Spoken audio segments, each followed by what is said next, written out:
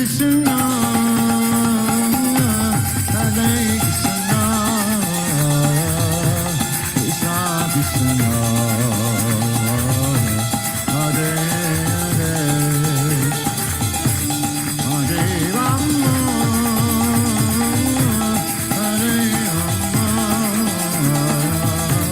Rama Rama,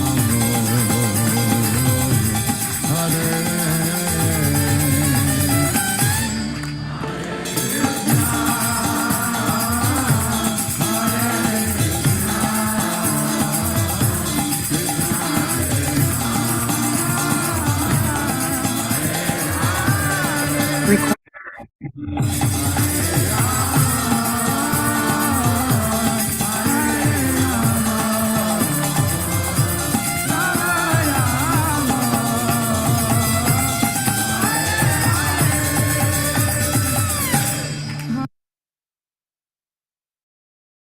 Hare Krishna, dear devotees, my humble obeisances to you. All glories to Srila Prabhupada, all glories to our Guru Dev.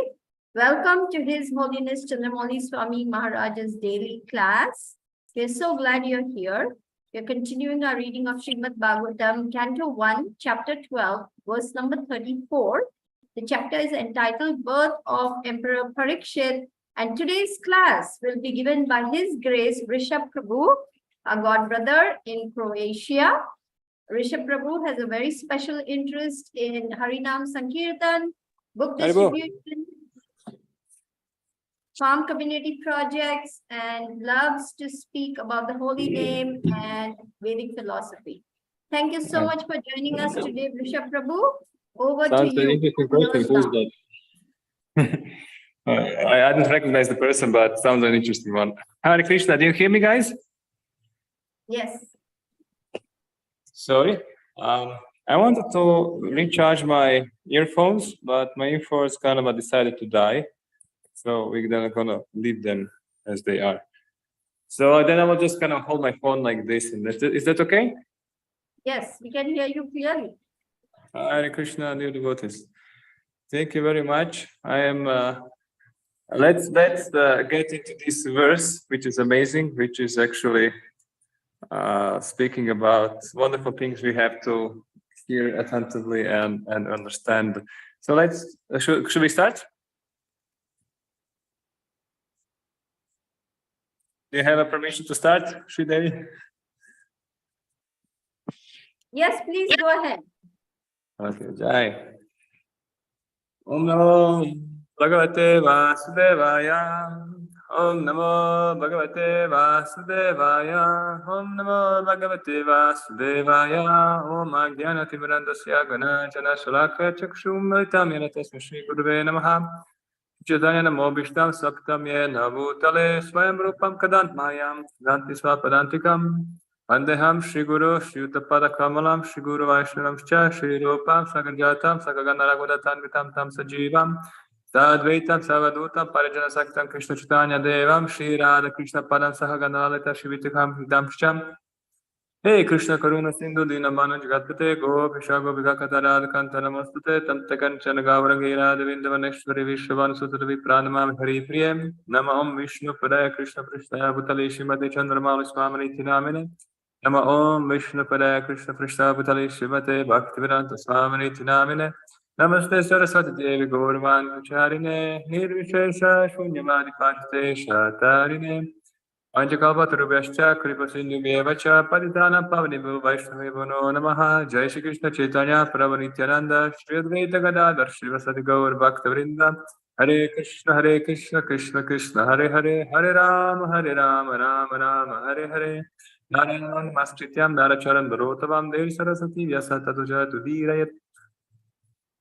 We are reading the first canto, chapter 10, I think so. No, 12, verse 34.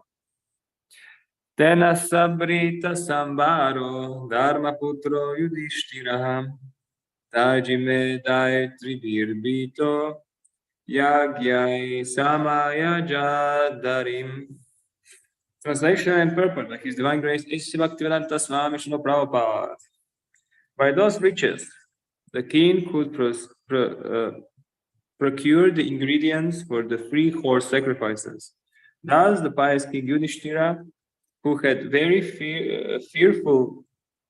very fearful after the battle of Kurukshetra, pleased Lord Hari, the personality of Godhead.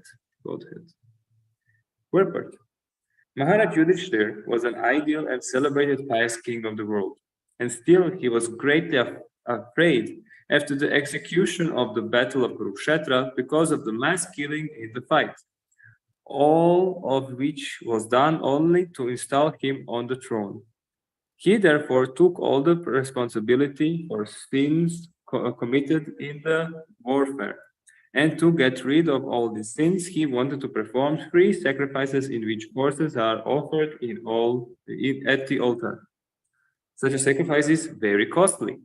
Even Maharaj Yudhishthira had to collect the necessary heaps of gold left by Maharaja Maruta and the Brahmanas who were given gold in charity by King Maruta. The learned Brahmanas could not take away all the loads of gold given by Maharaj Maruta, and therefore they left behind the major portion of the gift. And Maharaj Maruta also did not again collect such heap of gold given away in charity. Besides that, all the golden plates and utensils which were used in the sacrifice were also thrown in the dustbins. There are some lucky dustbins, huh? All such heaps of gold remained unclaimed property for a long time, till Maharaj Yudhishthira collected them for his own purpose. Lord Sri Krishna advises the brothers of Maharaj Yudhishthira to collect the unclaimed property because it belonged to the king. The more astonishing thing is that no subject of the state also collected such unclaimed gold for industrial enterprises or anything like that. This means that the citizens were completely satisfied with all necessities of life and therefore not inclined to accept unnecessary productive enterprises for sense gratification. Maharaj Yudhishthira also requisitioned the heaps of gold for performing sacrifices and for pleasing the Supreme, Hari, the personality of Godhead. Otherwise, he had no desire to collect them for the state treasury. You know, it's really interesting how he was trying to please the Lord by the yagya, even though the Lord was next to him. It's very interesting. Anyway, I will summarize because it's a big portion. I will summarize it again. One should take lessons from the act of Maharaj Yudhishthira. He was afraid of sins committed on the battlefield, and therefore he wanted to satisfy the supreme authority. This indicates that unintentional sins are also committed in our daily occupational discharge of duties. And to counteract even such unintentional crimes, one must perform sacrifice as they are recommended in the revealed scriptures. The Lord says in Bhagavad Gita, Yagyartat karmano yatra lokoyam karma bandhana.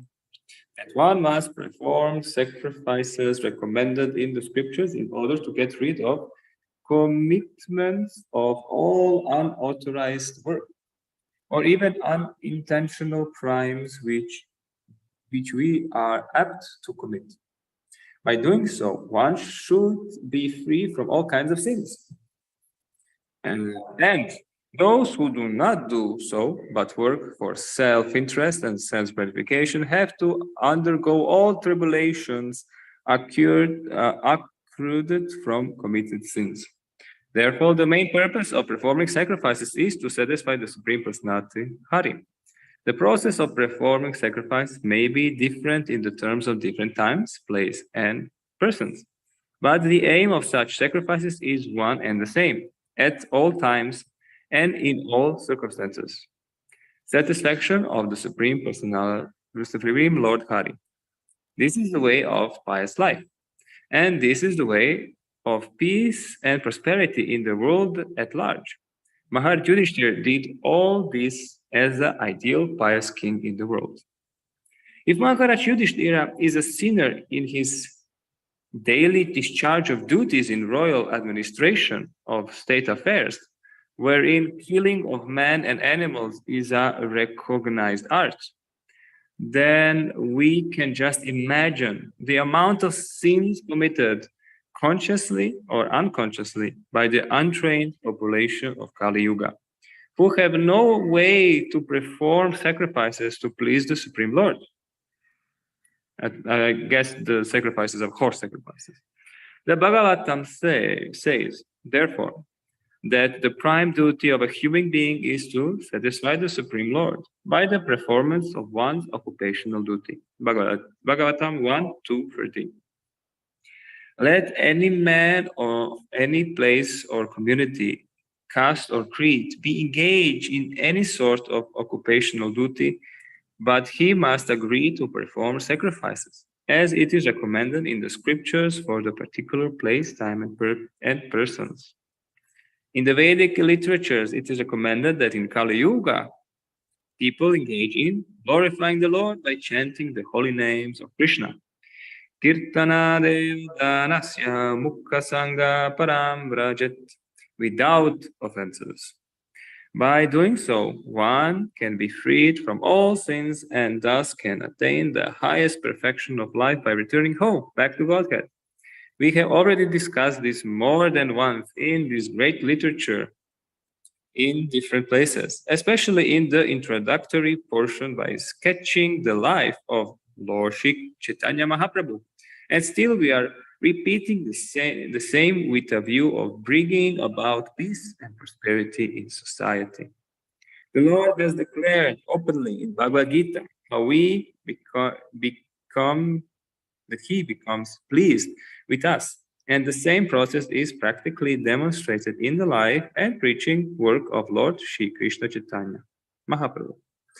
The perfect process of performing yagyas or sacrifices to please the Lord, the Supreme Lord Hari, the personality of Godhead, who gets us free from all miseries and anxieties, is to follow the way of Lord Shri Chaitanya Mahaprabhu in this dark age of quarrel and dissension.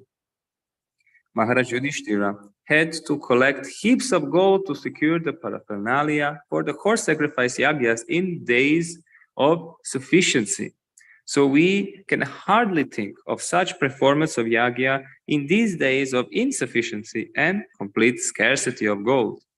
At the present moment, we have heaps of paper and promises of their being covered into gold by economic development of modern civilization. And still, there is no possibility of spending riches like Maharaj Yudhishthira, either individually or collectively or by state patronization. Just suitable, therefore, for the age in the modern recommended. For the age is the method recommended by Lord Sri Chaitanya Mahaprabhu in the terms of the Shastra. Such a method requires no expenditure at all, and yet can award more benefits. It can award more benefits than other expensive methods of yagya performance. Wow, we hit the jackpot. The horse sacrifice yagya or cow sacrifice yagya performed by the Vedic regulations shouldn't be misunderstood as a process of killing animals. On the contrary, animals offered to the yagya were regenerated to the new span of life by the transcendental power of chanting the Vedic hymns, which, if properly chanted, are different from what is understood by the common layman. The Veda mantras are all practical, and the proof is rejuvenation of the sacrificed animal. There is no possibility of such methodical chanting of the Vedic hymns by the so-called brahmanas or priests of the present age. The untrained descendants of the twice-born families are no more like their forefathers, and thus they are counted amongst the Shudras, or once-born men. The once-born man is unfit to chant the Vedic hymns, and therefore there is no practical utility of chanting the original hymns. All to save them all. Lord Sri Chaitanya Mahaprabhu propounded the Sankirtana movement or Yagya for all practical purposes, and the people of the present age are strongly recommended to follow this sure and recognized path. Once more the verse and the translation. Tena sambrita sambaro dharma putro yudhishthiraha vajimedai stribirbito yagyai samayajadarim. By those riches the king procure the ingredients for 3 horse sacrifices. Thus, the pious King Yudhishthira, who was very fearful after the battle of Kurukshetra, pleased Lord Hari, the personality of Godhead. Hare Krishna, dear devotees. Wow, just like, we could just read this again and that's it.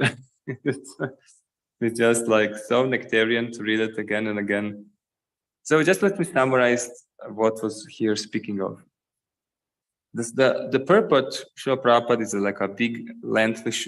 He's actually speaking about yagyas in that times and the comparison of the yagyas then and yagyas now. Ideal and celebrated king of the world, Yudhishthira, took the responsibility of the sins, and he wanted to perform a sacrifice which are very costly. Interestingly enough, the gold that he was taking, it was actually left behind from the previous ages, showing that, previously, as we are throwing papers and plastic, they were throwing golds, just for fun. And they kind of didn't kind of have a need to pick it up from the floor, from the bins, even the citizens, interesting. Even the citizens didn't pick it from the bins.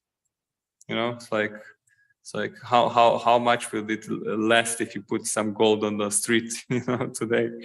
So citizens were completely satisfied and they didn't have any kind of a need for sense gratification. I assume that this complete satisfaction was not a material satisfaction. It was actually probably a spiritual, because person who is like in sense gratification, he's greedy for more sense gratification. Right? Anyway, that's my philosophical speculation. Unintentional sins are also committed in our daily occupational discharge of the duty. And very interestingly, Srila Prabhupada is mentioning here, even though we are doing our duty, even if we are engaged in our Varnashram Dharma, which by itself is pleasing the Lord, and it's our guna karma, so it's based on our natural propensity, which Krishna wants us to engage us, we are still committing some unconscious and conscious sinful things. Simple things. And even Yudhishthira was committing by, killing the rogues and managing the state. One must perform sacrifice to repent so regular sacrifice is needed. That times they were doing these costly sacrifices. And we are also doing sacrifices, right? Every day. We will speak about that. Sacrifice is to satisfy the Supreme Personality Hari. So this is like one of the good ways when we are meditating on, when we are chanting, that we are trying to satisfy the Lord actually. Ideal king in the world. So he was ideal king because he was showing that yes, there are lots of sins that I'm actually committed by the Kurukshetra war, even though, it was Krishna's desires, but Yudhishthira is just showing his example. And he's actually day to day, he's making some kind of unwanted sinful activities just to perform his duties, and he has to make sacrifices. Now, imagine the amount of sinful sins committed by Yudhishthira. I mean, you cannot imagine what kind of sins he can make. And he said, and now imagine how much people of Kali Yuga are committing sins, killing animals every day. It's like cows, especially. It's such a big karma. It's kind of, I guess, without really Krishna consciousness movement. I think that Srila Prabhupada once said that nuclear war would already be all over the place. That's because Krishna allows it to happen, to get these nuclear bombs and whatever, this mass destruction things. They are allowed. They are allowed to get these things because he need to wipe out. He had to wipe out simple Varna Shankara. So we can just imagine that how much Krishna consciousness movement is actually saving the world right now, that it's not annihilated, and there are so many other kind of attempts to kill mass people, and there are still lots of attempts to kill mass people, and the demons are getting, they are not managing with their plans. Why? Because we are the devotees, we are doing the yagya for ourselves and for others. We are doing Harinam, Sankirtan, we are doing all these things. It actually works perfectly. And the way to perform sacrifice to please the Lord by the performance of one occupational duty. That's interesting. Occupational duty, one to be established in one. Do you see me? I actually don't see myself, so I'm not just sure. Do you see me? Yes, for sure. I can see anyone. Do you want me to stop share of the screen? Yeah, sure. So maybe you can see each other more. Like myself. Perfect. So I know that I'm manifested. So agree to perform sacrifices, scriptures for the practical case. Okay. So Yudhishthira we have to agree to perform sacrifices. We have to agree to perform sacrifices. In Bhagavad Gita, there is the whole chapter, I think it's 4th or 5th chapter, speaking about anything in life. If you want to get, is it spiritual life, is it material life, you will have to do sacrifices. And also Srila Prabhupada is mentioning here, we have to agree to perform sacrifices. But which sacrifices are going to kind of, okay, who has a course? Who has a course, guys? Let's go and do a Ashwamedha Yagya. Let's go around and show our horse and say that, we have to accept our terms and conditions and give us your gold so you can throw it to the fire. Amazingly, everybody will be thrilled.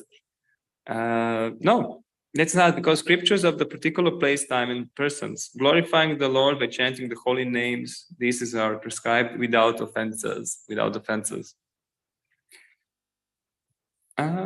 want to say something about it, but anyway, let's go forward. Being about peace and prosperity, it will bring the peace and prosperity of the society. Perfect process of performing yagya, so much so that this methodology of chanting gets the more benefits than executing costly yagyas. So, of course, purely made. If we manage to come to the level of making it purely, then for sure. It gets us free from all miseries and existence. That means that we are already on the Nishta platform. That means that we are already chanting without offenses, at least.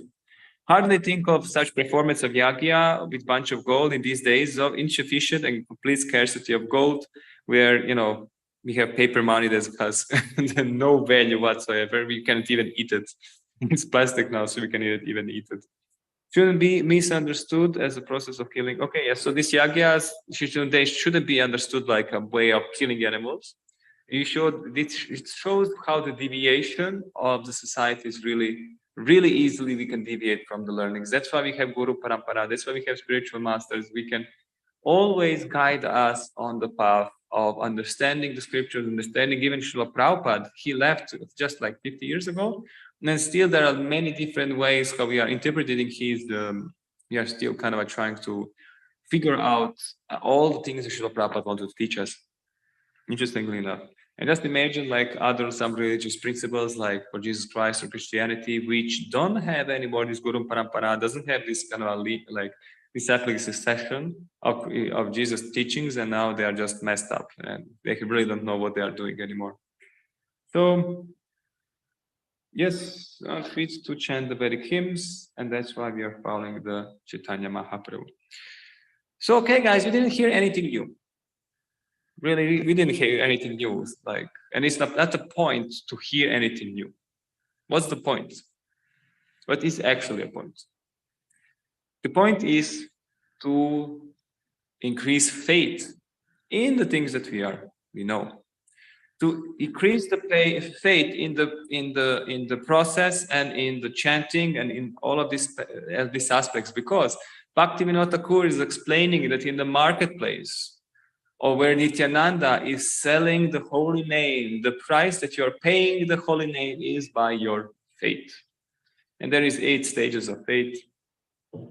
from like, and he kind of makes an equivalent of like conch shells, paisas, rupees, and then after a while it becomes like half a silver.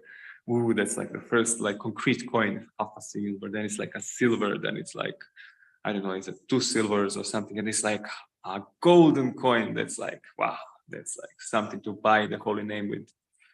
And he said that actually it's fate. It's fate. So, okay, Vrsabha Prabhu, you didn't tell us anything new. Okay, yes, we're not going to burn our, you're not going to give our stash of gold for the yagya. Okay, I understand that. You're not going to kind of try to find a horse. And we are not going to try to engage brahmanas to recite mantras, we are not qualified to anymore do that. So we will chant the holy names, right? Holy names. And the thing is, what are we doing to increase our faith in the holy names, our practice in holy names? And there are 2 main things I would like to share. 2 things that is really on my mind that we have to really take seriously if we want to develop faith in Krishna consciousness and faith in the holy name, and to get all the benefits. One thing is to see how well are we established in the ashrams. Ashrams we are. Even though I didn't see so many kind of questionable ashram situations in our God family, but you can see that ashrams, it's a spiritual, it's a kind of system for spiritually situating yourself so that your practice becomes really potent. And interestingly enough, Srila Prabhupada didn't give us only spiritual practice that we can add on to our material plans, add on to our life plans. No, he gave us the whole life plan. The whole life plan, which actually will bring us back home, back to Godhead. And everything else what we do, which is outside Srila Prabhupada's plan for us, that is the obstacles for our spiritual progress. It is the obstacle for developing faith. It is the obstacle, and it is distracting us from reaching Krishna. Because how many of us do you consider yourself very well established in your ashram, so much so that your spiritual life is progressing and flourishing? And I'm a brahmachari. I'm trying to be an believer, and I'm actually asking for your blessings so I can try to serve you all in this way my whole life. I have to endeavor, even though if I am physically in the temple and declared and wearing a robe of a brahmachari, I still need to endeavor to be in a brahmachari mood, to be in the ashram, not only physically, but also mentally. So what did Srila Prabhupada, what kind of a transcendental plan he gave us? He gave us such a witty plan. It's such a amazing, incredible, like out of this world plan. So much so that like Krishna is kind of proud of it. Krishna is approving it. Krishna is empowering this crazy plan, this kind of out of the mind plan. It is happening only when Chaitanya Mahaprabhu comes, only when a pure devotee like Srila Prabhupada comes.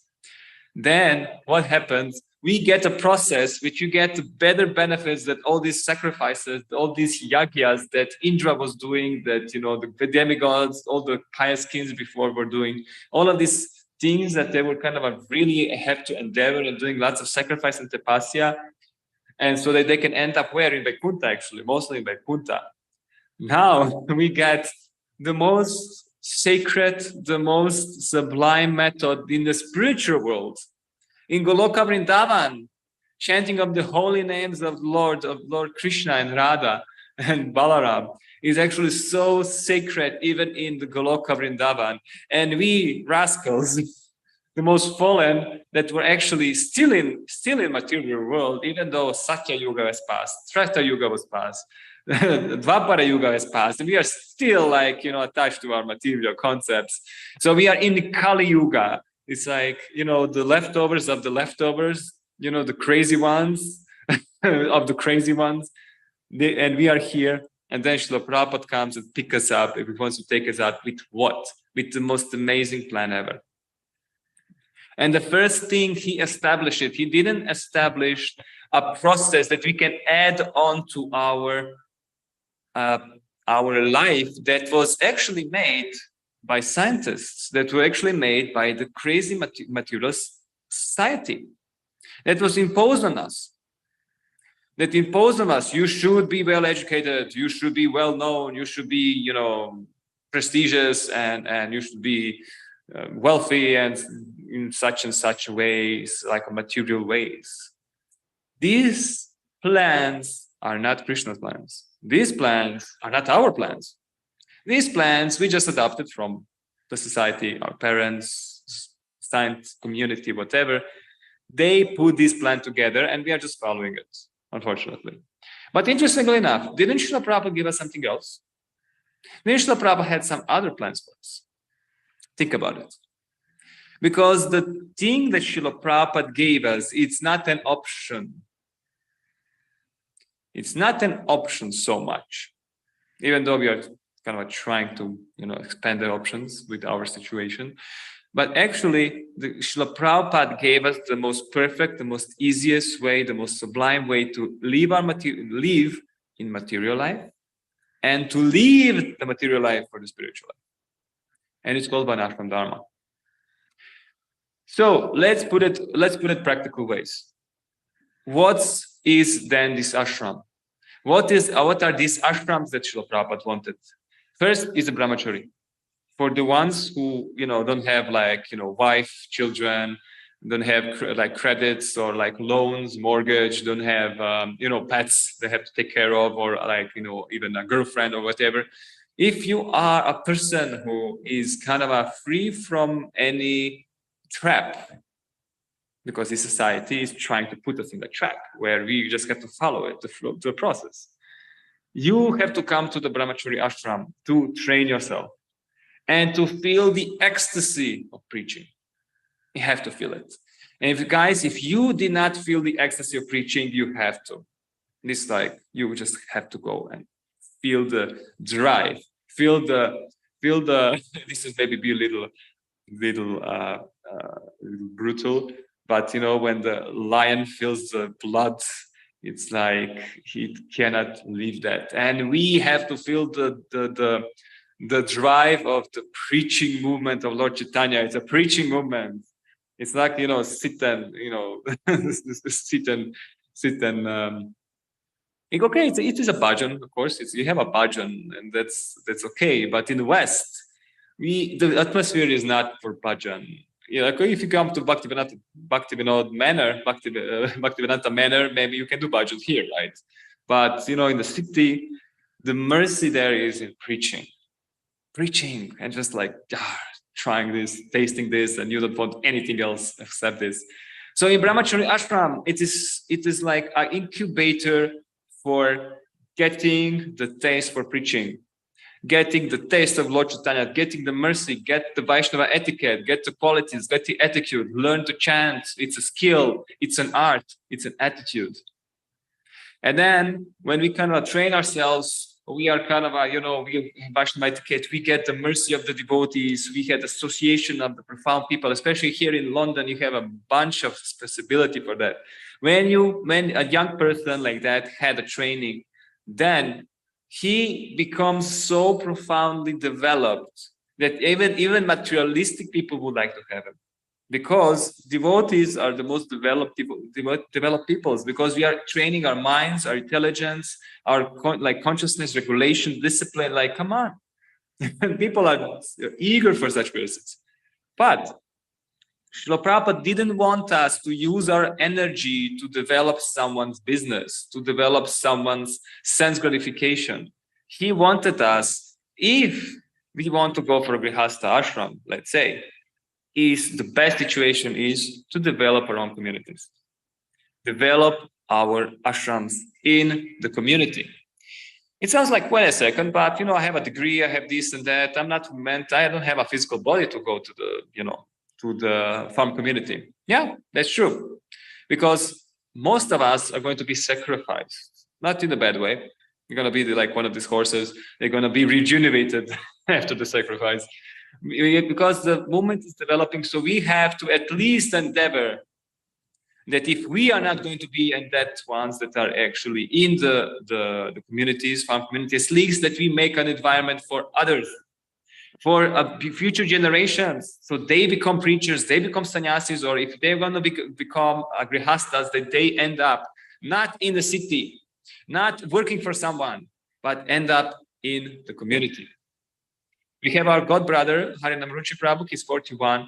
He's in great shape to develop farm communities, and he has experience, so he's like mature. So why would that person go to the city now and establishing his career as a teacher from scratch? Why? Because Prabhupada already told us, let's go for the farm communities. Let's develop our farm communities and let's just live a simple life. Even though your whole life you're just trying to produce grains, doesn't matter, because you will have a nice atmosphere to chant, to develop, to dedicate yourself to the Guru and the Vaishnavas and Srila Prabhupada and Krishna. And in the end, all of this is just a preparation for death anyway. You're just preparing for death, guys. It's like, all of this game we are playing is just preparation to die. And we want to die like, gloriously. We want a glorious death of, giving our lives to Srila Prabhupada, giving our lives to Krishna, and then just leaving this body and going back to Godhead. This is what we want. We want to Chaitanya Mahaprabhu's generals, like soldiers, to die on the battlefield as much as we can. As much as we can. So why am I saying this all to you? Because the more I'm speaking about this, the more I'm thrilled about the amazing thing that Srila Prabhupada gave us. And then the more we are eager to actually establish it, the more we're going to get the biggest amount of thunderbolt mercy on us, that we just don't care what's going to happen around, and we will not be dependent on all these crazy things outside, and we will just kind of be absorbing, preaching, and developing, following like Gurudev's orders, Vani. It will be amazing. It'll just be amazing. So, but most of us, we should think more about, because probably it's not so easy to go for a farm community. So let's at least help someone, and let's actually at least let me or let us young devotees inspire other young devotees, like in hippie days in 1970s, to dedicate their full life for Srila Prabhupada. And then let the senior devotees, elderly devotees, let them make us an environment where we can develop these farm communities. And then for the elderly devotees, let them go for Vanaprastha. Let them dedicate their whole lives now to the temple, give themselves to the temple, so that they can leave their bodies just focusing on Krishna, not paying off the mortgage, not like, trying to secure different things, come on, it's like children, Krishna, everybody has their own karma. We cannot control the karma of our children or something. We can just control, we have to be secure that we're going to go back to Godhead. Go to Vanaprastha, go to the temple, dedicate our lives, and to use the body that we have still to serve as much as possible. And when the body is not enough, the body is kind of, the body is not useful, and we are laying on the bed and everybody has to feed us and change us and everything. Then, what would Vaishnava do? Krishna, if you already took all the abilities of the body, then take me as well. Take me as well. And even few Maharajas, they told me, if I would be in a situation that I couldn't even stand up from the bed, then I'll just fast until death. Anything, anyway. Death is just like, it's just a station that we are preparing for anyway. So if the Krishna took my abilities in my body, then, and I cannot serve anymore, then let me just do the last service and make a festival. And make a festival out of it, so that afterwards, when person leave his body is so glorious, let us make a festival in his name and celebrate, Krishna, take him to the Goloka Vrindavan. Just imagine, devotees. This is the process. The process is to go back to Godhead, to end up our life gloriously and go back. Isn't it? So many times we miss the goal. We kind of, we forget the goal, trying to, still live this demoniac Ugra karma life. And it's not like I'm actually saying how to do this. I'm just thrilled to share the Srila Prabhupada's vision, to share that he actually gave us everything. And if we just try to somehow or another, for ourselves or future generations, try to secure these things, we are going to be one of the establishment of ISKCON, one of the ones that gave their lives in the war against Maya to kind of secure safety and prosperity of the world, secure our own departure to the spiritual world, and an environment for our future generations to be well established in Varnashram Dharma, in farm communities, many millions of people to be established in Krishna consciousness. Yeah, that's it. That's the whole purpose of being still here, right? So anyway, when we start to do these, guys, when we start to actually really be excited, enthusiastic for developing all these aspects of ISKCON, which is still yet someone to claim the flag and develop it, we are going to chant in ecstasy. And we will get the mercy, we will get the faith, we will get everything. So yeah, anyway, thank you. Sorry for the strong talk. I'm just really enthusiastic. Don't get me wrong. Shri Devi. Thank you, Vrsabha Prabhu, for a power-packed class. Your convictions, your commitment, and your, as you said, thrilled about Srila Prabhupada's mission comes through very clearly. And thank you for reminding us that the goal of life is to die gloriously, live gloriously and die gloriously. Yesterday, Janakinath Prabhu's departure anniversary festival. And you were very much part of that because you were with him day and night, serving him. And you could see a hero gloriously leaving his body. So now you're telling us that this is the way to go, that take your, consciousness to the higher level, because this is what it's all about. And I'm so thankful to hear again from you that dying gloriously is as important as living well for Krishna.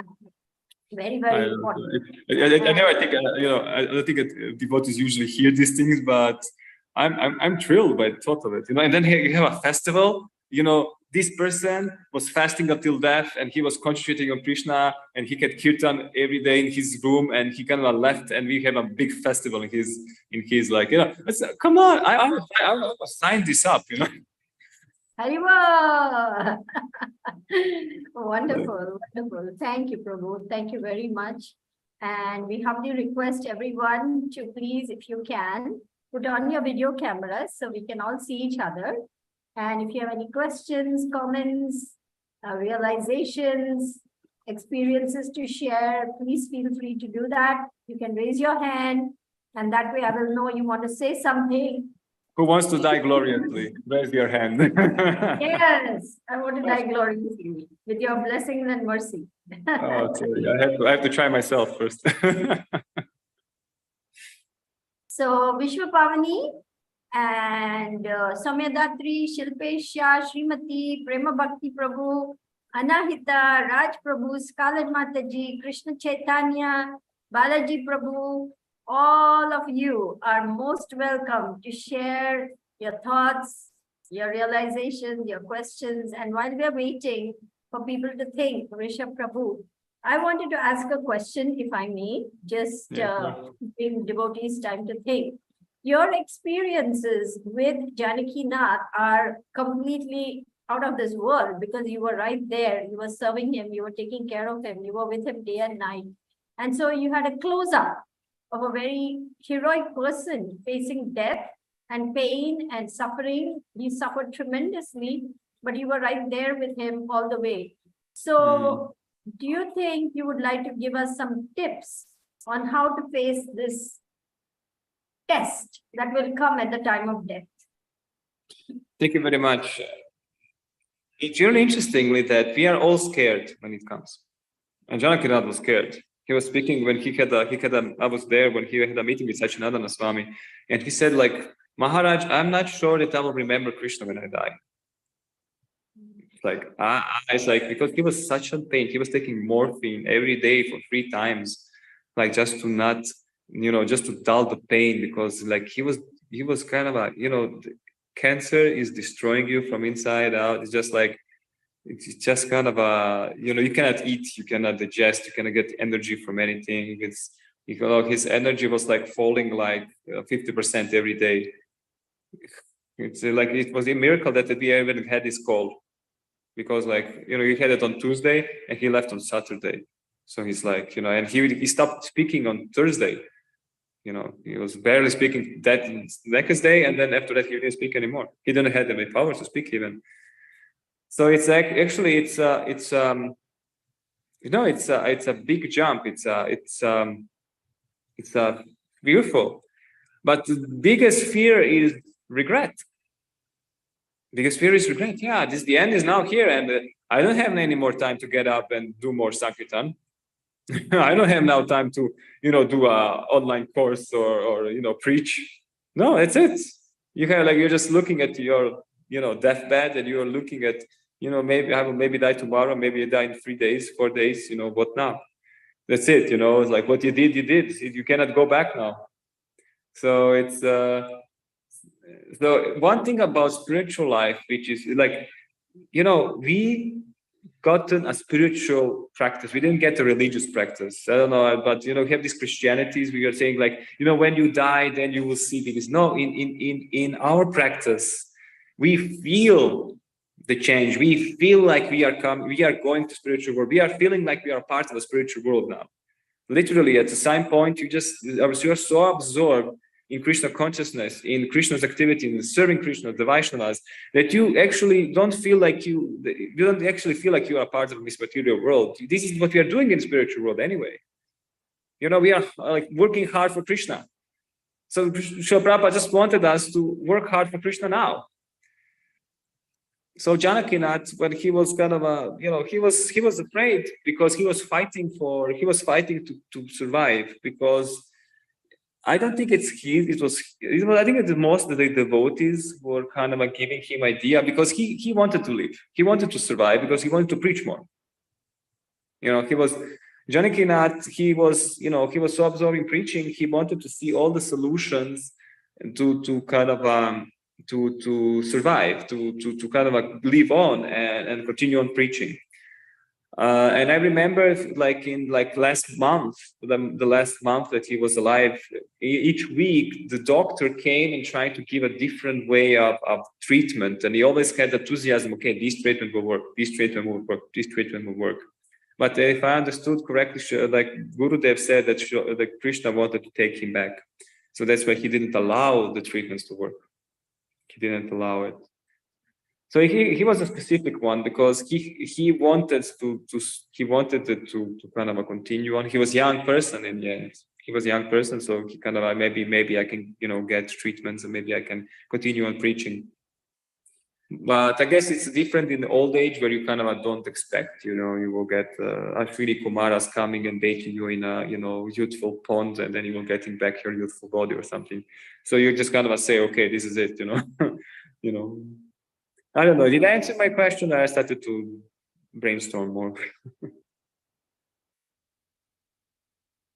Yeah, you gave a good understanding of what we can expect in the last, phase of life, and how we should actually be prepared for that by not having regrets, by doing our best every day now, so that we don't feel bad at the end of life. Oh, I could have done more. Oh, I should have done more. Oh, I wish I had done this, or whatever that we are thinking we could have done or should have done. Let's do it now, so that we don't have regrets at the time of death. So that's a very important takeaway. What's the point? What's the point of having, like, I had a new laptop, or I had a new better car? What's the point of that when you are going to die? No, nothing. But what's the point of, I did some more service? I was massaging the feet of a spiritual master. I was like, come on.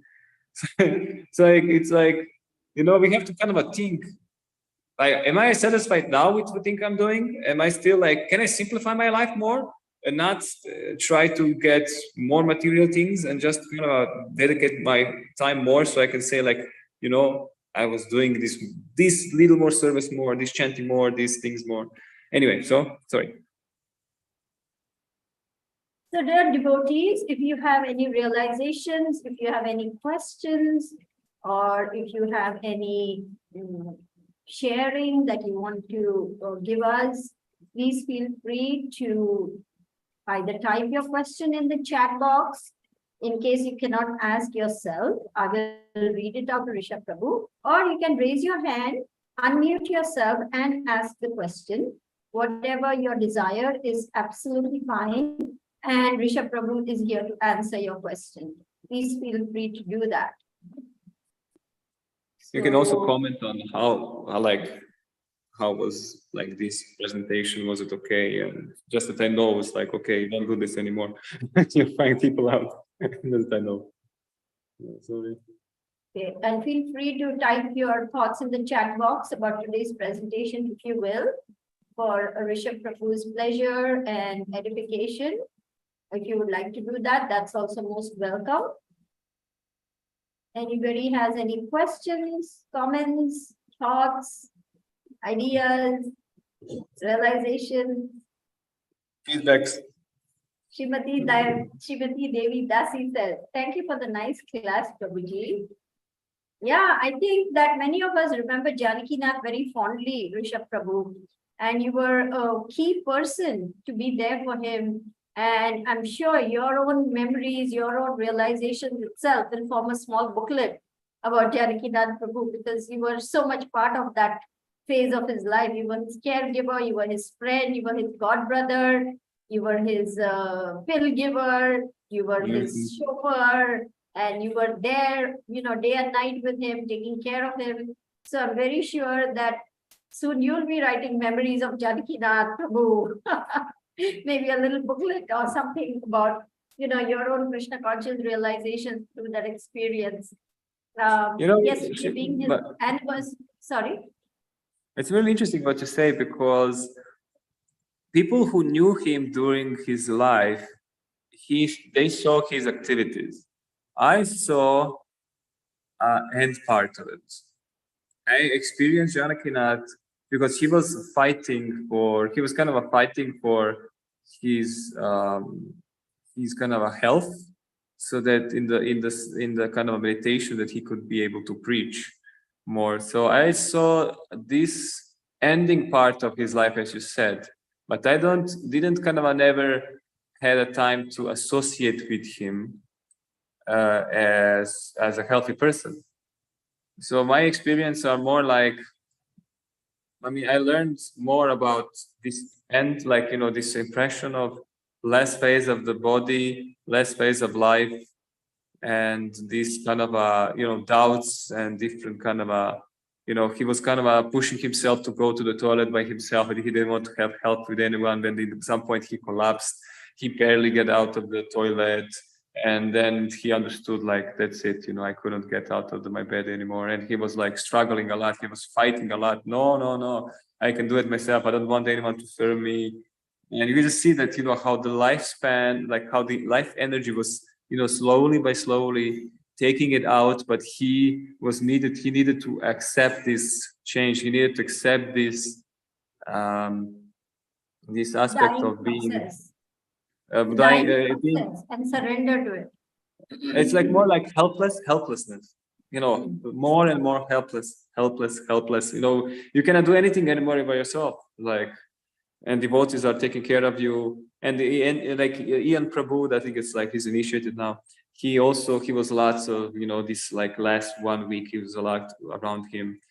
So yeah, I just met him differently. So when we have like Janakinath's memorials, I don't have so much to share about his life, because I was actually on his death. I can speak about his death. That's a life lesson that you will never forget, and it will always be there with you, reminding you. Because when Prabhupada became deathly ill, he became so emaciated, he became so thin, just skin and bone. So devotees who saw him after a long time, they were shocked to see Prabhupada. And Prabhupada immediately could pick up on that, and he would try to impart a Krishna conscious lesson by saying, don't think this will not happen to you. Very famous words. Did you Don't read? think this will not happen to you. Meaning, you will also go through this. Get ready. The body is bound to fail, and one day you will be facing death. So get prepared for that. Come gloriously. Come glorious Yeah. that moment. Like, okay, let's do more. Actually, Bhakti Tirtha Maharaj, once he did a seminar in which he asked everybody to think, you have only 1 week more to live. What will you do? What will you prioritize? What will you do in the last 7 days of your life? You know, so it was like a reality check, because of course death can come any moment. We don't know when death will come. So it is very important to be prepared by always remembering Krishna and never forgetting Krishna. So it was a very stark reminder that, hey, death is there and it can come and I need to be ready. That was brought home very strongly by Bhakti Tirtha Maharaj, making everyone do that exercise. Let's give ourselves fully. Let's give ourselves fully. And we will just feel ecstasy constantly. And just give ourselves fully to the process, to the mission. Give as much and whatever we can. And you will not regret. Krishna will return. He will not, he will give you reciprocation for each small thing you did. Don't doubt it. Thank you. Thank you, Rishabh Prabhu. Thank you for your words of wisdom. Thank you for the inspiration, for the encouragement, for the, the in-depth discussion that we have had and the powerful presentation. Really appreciate all your efforts. And we thank all of you, dear devotees, for being on the call. And if you have any questions, comments, even now, it's a couple of minutes to the hour, but if anybody would like to say something in conclusion, feel free to do that. Or we can end the call if no one wants to say anything. Maybe it is too scary. This topic is too scary. Sorry for that. Oh, we have 2 hands raised. Scarlett Mataji, go ahead. And then we have Raj Prabhu. Hare Krishna, and thank you for the class today. Of my understanding, in everything that I have been in classes and in reading, everything is Krishna still. Everything is Krishna, right? Mm-hmm. So whatever happened to me, in whichever condition I am, it's Krishna. I don't have any power in it. I can't change it. I can't do anything about it more than that. What I do now, because everything is Krishna. Have I understood it wrong?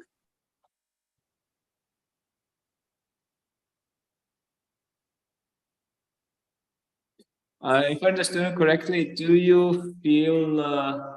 Do you doubt that? Do you want to say that Krishna is kind of a make you in these uncomfortable positions, or you say it in a good way? I'm saying it in the very, very, very good way. I mean, everything is Krishna. Everything happened because Krishna sanctioned it, because Krishna wanted that way. Mm-hmm.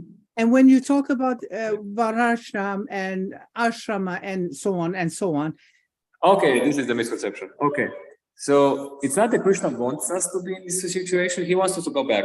He wants us to be right now back in Godhead. But the things that is stopping him is us and our mentality. Our mentality, which we still think that we should be attached to these things. We are not aware that we are attached to these things. This is the problem.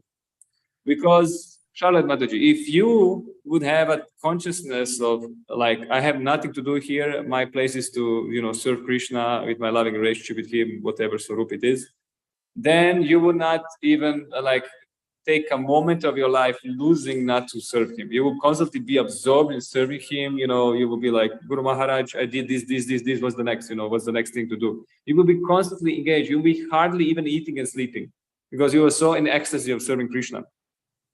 So in the sense, Krishna wants you to, like, Krishna allows you to be in the situation that you are, but he is constantly trying to push you to go forward. Because there is like a science called how we get liberation. And Christianity, they say like you don't have to do anything, you just depend on the Lord. But our process is different. Our process is you depend on the Lord and you endeavor. You endeavor. So saying, we shouldn't be like, like Christians, like, oh, we are in the position, we cannot do anything. Krishna once said, like Krishna is smashing us to this position. No, he's just waiting us to activate. We have to be active. We are like, preaching means being alive. And, being spiritual alive means that you are practically working something. And of course, if we don't have such a faith or such, possibilities, physical, such that we do as much as possible. We endeavor at least.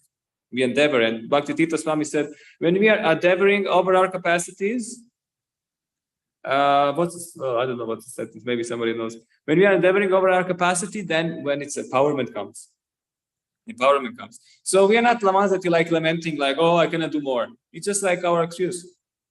Of course we can. Krishna wants us to power us. But we have to be strong, and we have to kind of, okay, let's go out of our frame, out of our guna, out of our, ignorance and passion, and, let's go. And even sattva, we want pure sattva, we want preaching, we want to jump from that position. So Krishna it's like he allows you to be in this position, but he wants you to go forward. That's why you have a spiritual master who is, if you're sincere, he pushes you. If you're sincere, he pushes you. If you're not sincere, then it's like, okay, I'm waiting for you to be sincere, to be more sincere.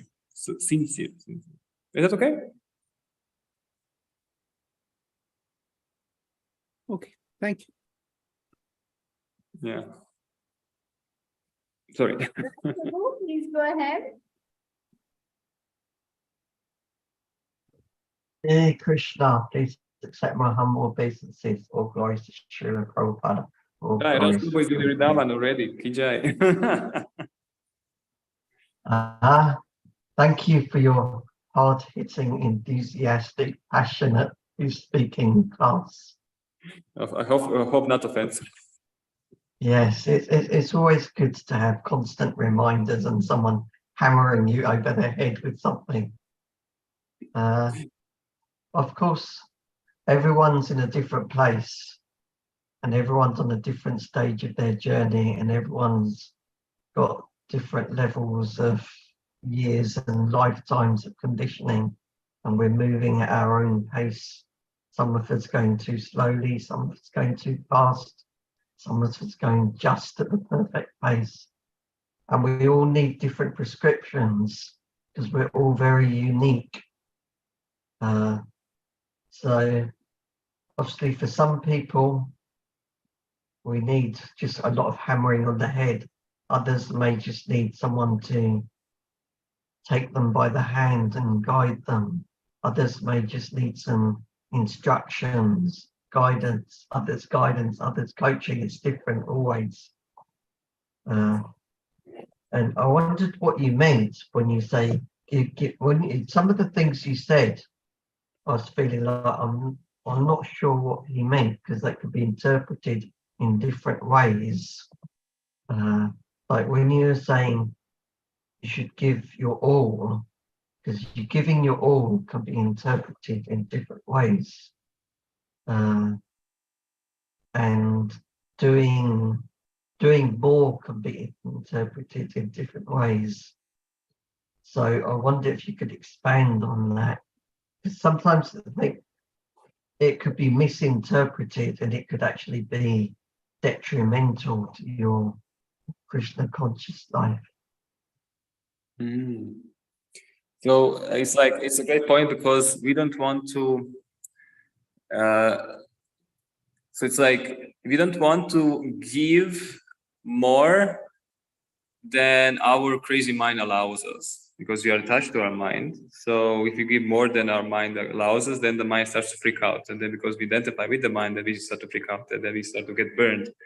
It's like, I was burned by, they pushed me to do this or that. But actually, the mind is just, attached to material things, desires and everything. So even though it's beneficial for us. So how do we know that we're giving our best, and how to interpret this giving the best? We have to know that our enemy who is not allowing us to give our best is the mind. So we have to trick our mind. So we as a soul, have to experiment with our mind to see how much more we can give. Okay? So we have to experiment with our mind. Okay, mind, I theoretically understand, because this Vrsabha dude told me, that you are stopping me from giving my best. Because if you're really giving your best, you will be in ecstasy. You will be in ecstasy, and then you will just give more. You know, it's like in the spiritual world, the more you serve, the more you want to serve, and the more you serve, even more.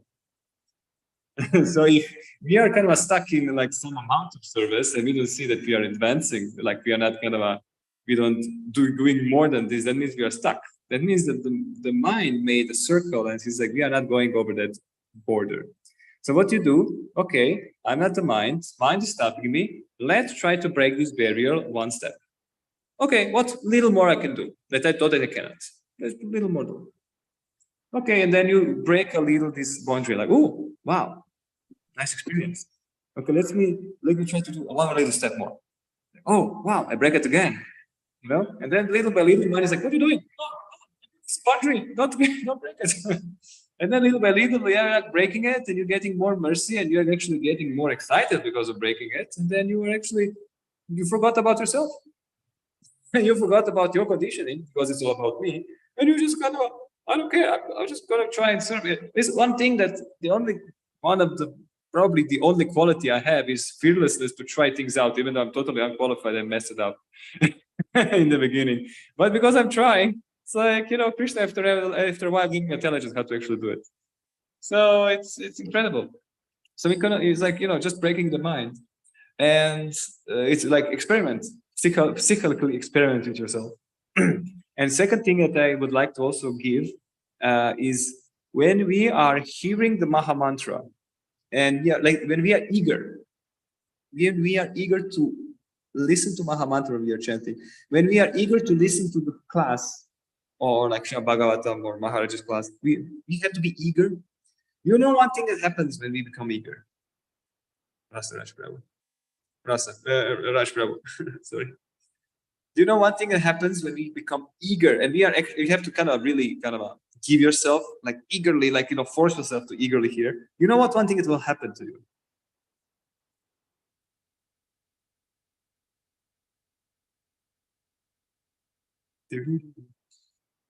So Krishna will start to cleanse your heart. He said that in the verse of Srimad Bhagavatam, the one who is eager to hear the message of Srimad Bhagavatam, the message of the Lord.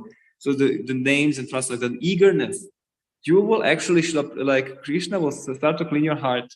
You will start to remember the points from the lecture. You will not even more forget them. And because you are not forgetting them, you are going to be more enthusiastic to serve even more, and with greater determination. And you just have to do is eagerly hear. That's it. And force yourself to eagerly hear. And it will actually, the engine inside of your heart will start burning, and you will just, the force. Is that okay? Yes, thank you. Thank you, Vrsabha. Mentally experiment yourself and try to eagerly hear, and you will see it will just take it from yourself, from the heart. Thank you, Shilpa. Shilpesh, sorry. Hare Krishna. Is that okay? Anyone else? Yes, please forgive me. You talk about the if you try or if you are eager, if you're willing, if you want to do it, you will do it. If you just try to fight the mind.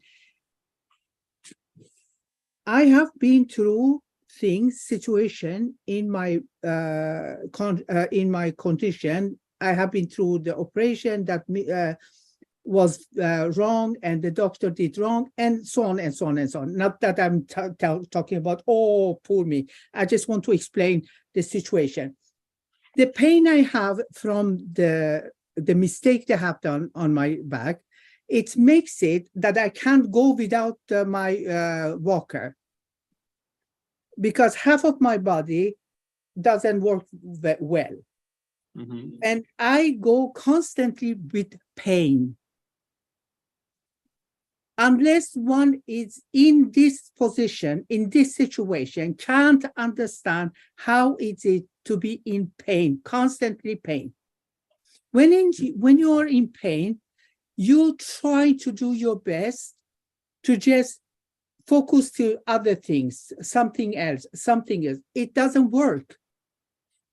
It's not like you say to the child, if you eat your spinach, you are going to be Papa, you are going to be strong. It's not that. It's not the same. You understand what I mean? So it's easy to say, you know what, just your mind, fight with your mind. It's not that easy. And unfortunately, I must say it, sometimes some of this, what I hear, makes me Angry. makes me to think that I am so fallen, so bad that I can't conquer the things they say I should do. But I know what I'm doing. I know how I'm fighting.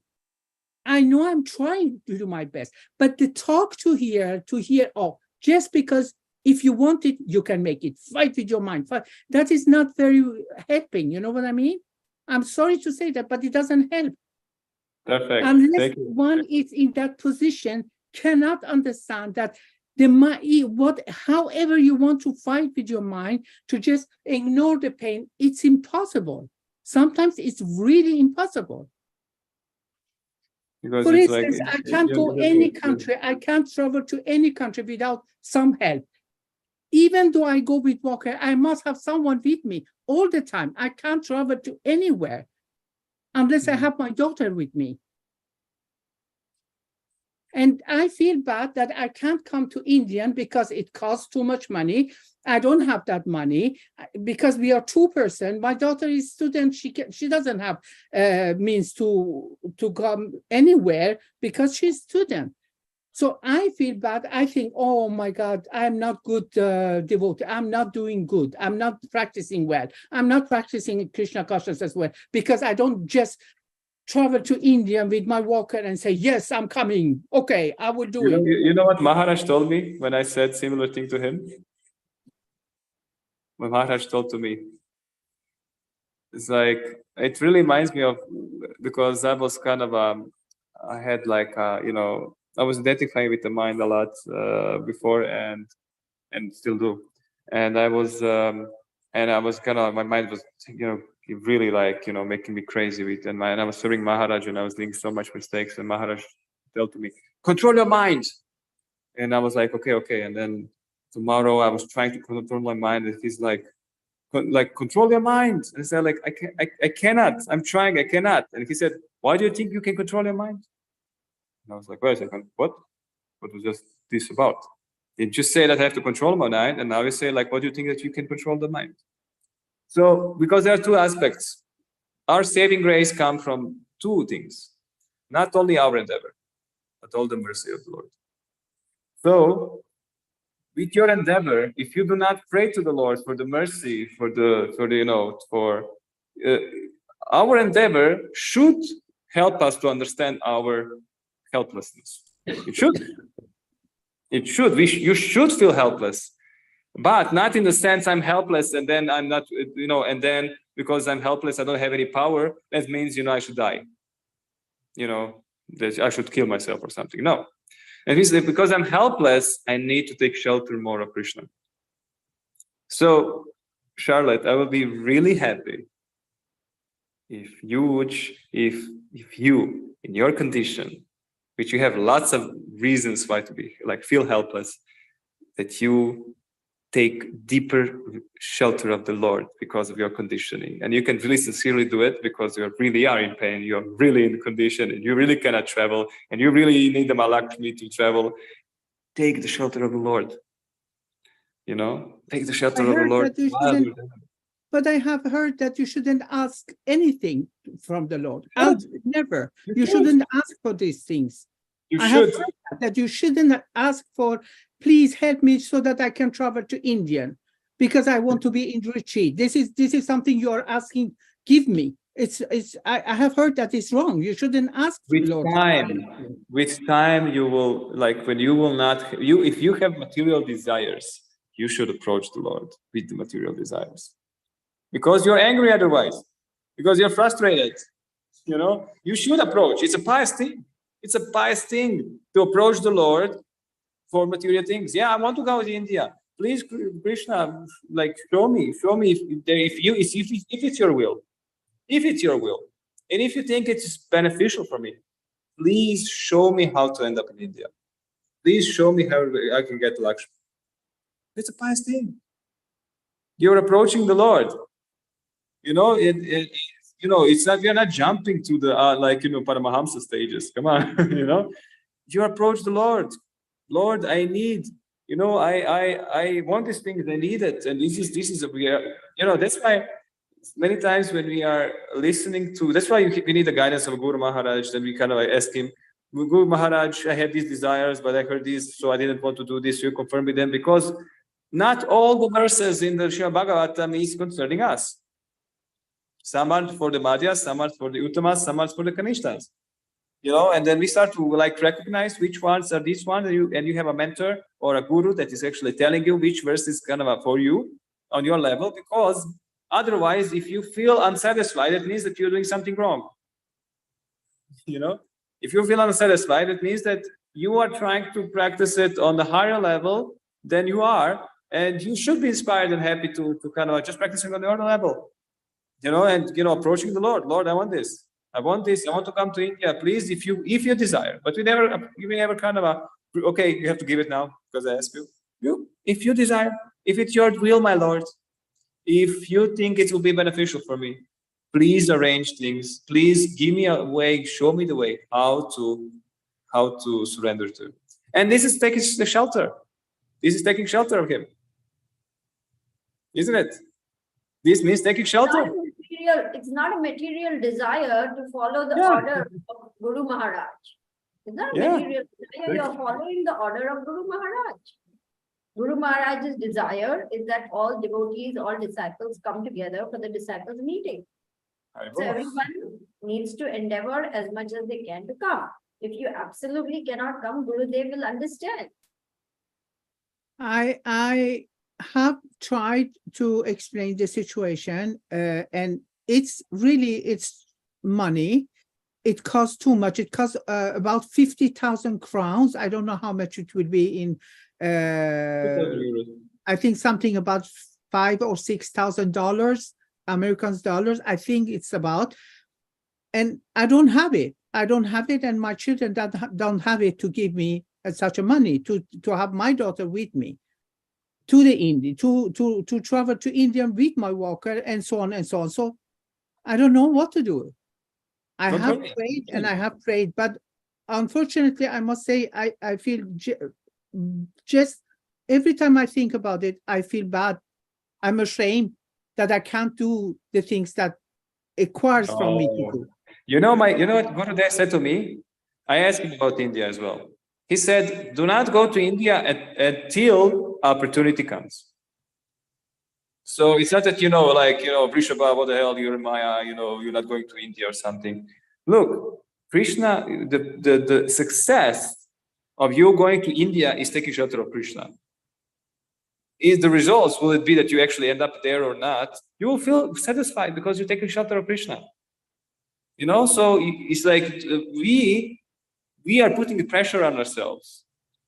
I don't feel good to go around and ask the devotees for donation. I can't do it. Don't give what Vrsabha Prabhu is trying to explain is that the real victory is taking shelter of Krishna and uplifting your consciousness. Whether you go to India or not is secondary. But the opportunity is here for you to come closer to Krishna by opening your heart, by making sincere prayers, and by saying to the Lord, this is what I would really like to do if you so desire. And so please help me, show me the way how I can achieve this. And then Krishna will give you intelligence, empowerment, ideas, whatever it is that is needed to do it. Because it If is, he wanted. if If he he wanted wants, to. make it happen. That's what Vrsabha Prabhu is trying to say. And I think that this should take place, this discussion should take place between you and your mentor, because we can go on and on for the next 1.5 hours. It's a good example. It's a good example. We should be open to each other, guys. Spiritual practice, if you're feeling struggle or this, you have to open up with someone that can kind of, Mentor. Who's your mentor, Scarlett Mataji? we love you. Her name is Arti. I think her name is Arti. Mhm. Okay.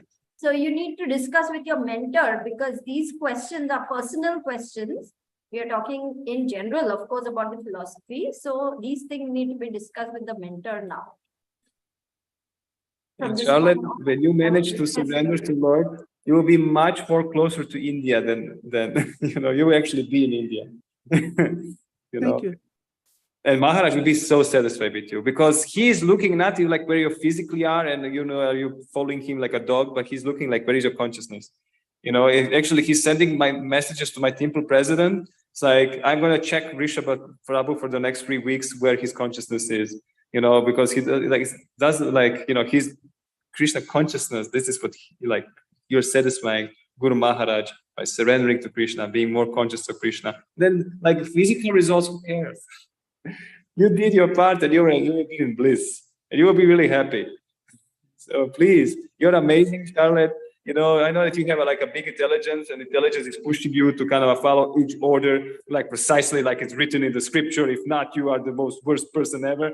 But actually, it's like you have to balance out, this strictness. I don't know, maybe the father figure knows who put this strictness in us, and just kind of learn the arts of Krishna consciousness, and not seeing Krishna as like a fanatical person who is judging us for every detail. So please, you will see, you will be an amazing person. So just continue on. Thank you for the questions.